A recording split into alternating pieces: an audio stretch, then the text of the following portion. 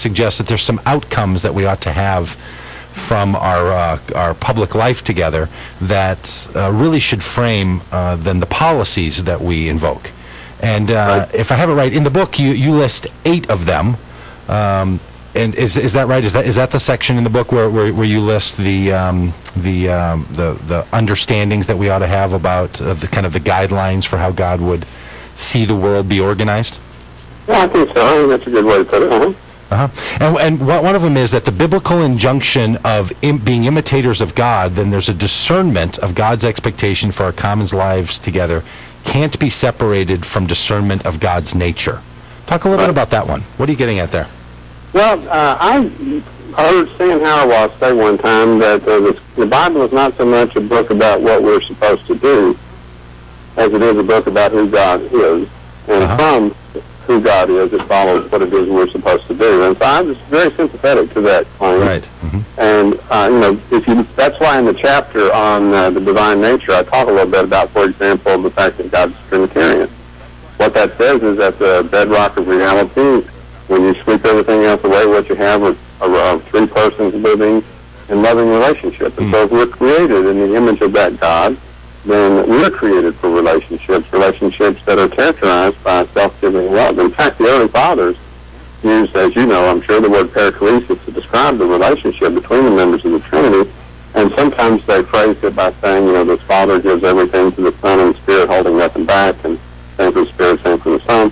But the idea is that to be imitators of God is to engage in this way of being in relationship with others that's paradoxical to our 21st century way of thinking about things, actually puts the interest of others above ourselves.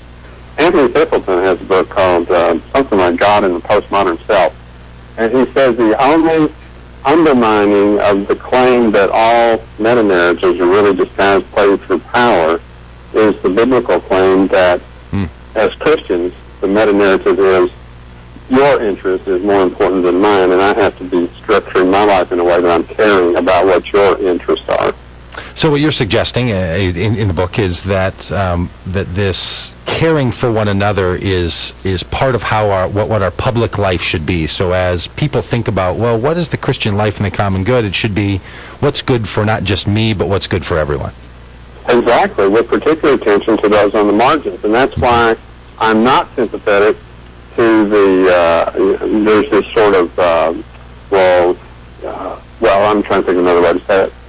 You often hear words like dependence and independence. Dependence is bad, independence is good. Well, I actually think they're both bad, and that's why one of the other guidelines that I talk about there is I think God's created us for relationships of mutual interdependence. I shouldn't be independent from you, Doug. I shouldn't be dependent on you either, but somehow we ought to be in this mutually interdependent relationship. And in the current public language, you hear Barack Obama saying things like, I am my brother's keeper. Like he tries to invoke that kind of idea, which he's not the first one, obviously, other people in life together, kind of a shared, interconnected life. And you're saying that's the kind of guideline that ought to drive us when we think about our policies, is that people live in this interdependence, that there's this, you go on to say that there's long-term flourishing for all people, that those who are often by the rest of societal structure left on the outside, special attention has to be paid for them. And that we live at peace with one another, that our institutions must be constructed to serve flourishing for all and to minimize the possibility of exploitation. I thought that was an interesting one, that you're trying to make an argument that there could be a tendency of humans to exploit one another, and you think that part of a Christian's view of politics should be, let's make sure that there's no exploitation going on. What's kind of in your mind in a pragmatic or kind of a policy view around exploitation? Well, the things that I worry about there, you can come at it from a number of different angles, but one of the things that comes to mind is there was an old TV show I watched a number of years ago. It had Robert Wagner in it, I think, It Takes a Thief or something like that was the name of it. And at the very beginning of it, he always said, as my daddy once said to me, earning $5 to $10 is impossible, but turning $5 million into $10 million is inevitable.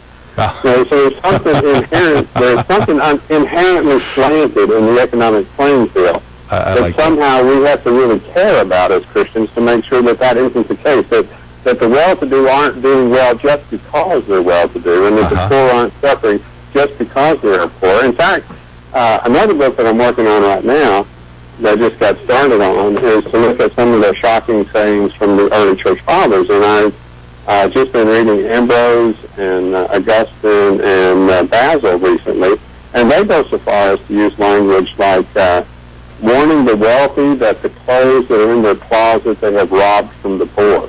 I mean, that sounds so strange to us in the 21st century.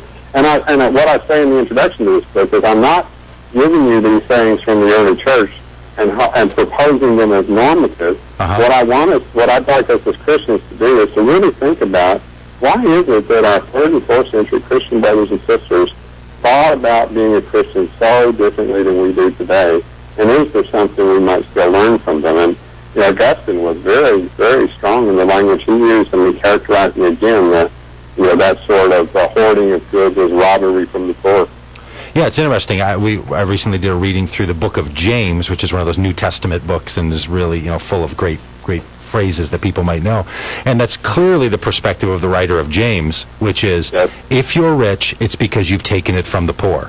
And then there's people now who say, well, hold on a minute, there's a whole different economic system in play right now, and we need to engage with 21st century North American global economic system, not first century economic system. Do you think there's enough of a difference now where those problems aren't at the forefront of people's minds, or do you think there's still an implication that wealth is built on the back of the less fortunate? And we only have a minute left for you to answer that very provocative question, but what do you think? Oh, well, let me go quickly.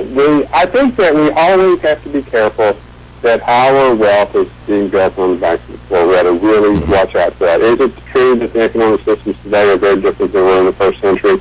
Of course, but it's far too easy to say that and then dismiss what Ambrose and Augustine and Basil has to say, rather than saying, if that's a principle that Basil thought was important, what can I learn about it, and how can I make sure that to the extent I can fit it into the economic system today, I do that? And even be willing to go so far as to say, if the economic systems don't empower the way of being together that God intends, then something is wrong with the economic system. Yeah, and that's what I appreciate about your book, is that it raises these ideas. It asks people to say, look, there's a way we should think about who we want to be in the kind of society that we want, and then build policy from there.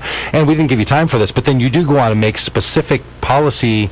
They're not really policy suggestions. They're kind of illustrative conversations about how those principles could play out in particular policy endeavors. Right, that's exactly what I was hoping to do. Just get the conversation started with some examples.